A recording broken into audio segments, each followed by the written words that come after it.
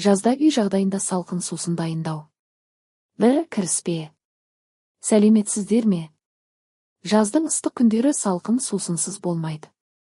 Бірақ дүкеннен алынған газдалған сусындар денсаулыққа зиян болуы мүмкін.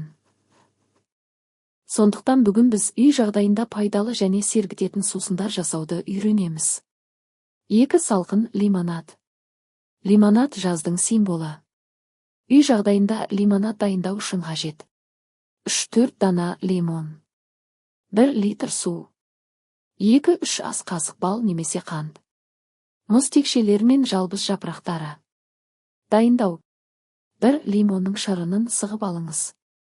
2 балды жылы суда ертіп, лимон шырынын қосыңыз. 3 суға жалбыз жапырақтар мен мұз текшелерін салып, тоңазытқышқа қойыңыз. Лимонад дайын. 3 жидекті смузи. Жидек қосылған смузи денсаулыққа пайдалы әрі дәмді сусын. Қажетті өнімдер. 1 стақан мұздатылған немесе жаңа жидектер, қарақат, таңқурай, құлпынай. 1 банан. 1 стақан су немесе сүт. 1 ас қасық бал. Дайындау. 1 барлық ингредиенттерді блендерге салыңыз. 2 біркелкі масса болғанша араластырыңыз.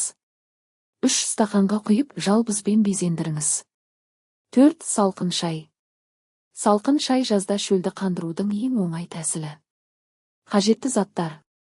Қара немесе жасыл шай пакеті. Лимон кесектері. Бал немесе қант.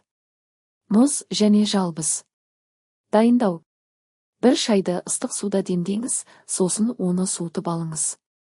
2 лимон мен бал қосып, мұз текшелерімен араластырыңыз. 3 тоңазытқышта 30 минутқа қойыңыз. 5 қарбыз сусыны. Жазда қарбызсыз демалу мүмкін емес. Қажет. 3 стақан қарбыз еті.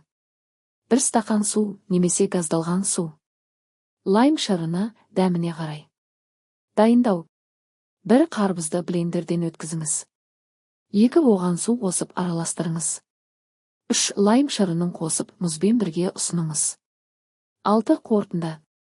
Үй жағдайында дайындалған салқын сусындар денсаулыққа пайдалы, табиғи әрі арзан. Әркім өз талғамына сай түрлі сусындар дайындап көре алады. Егер бұл кеңестер сізге ұнаса, лайк басып пікір қалдырыңыз.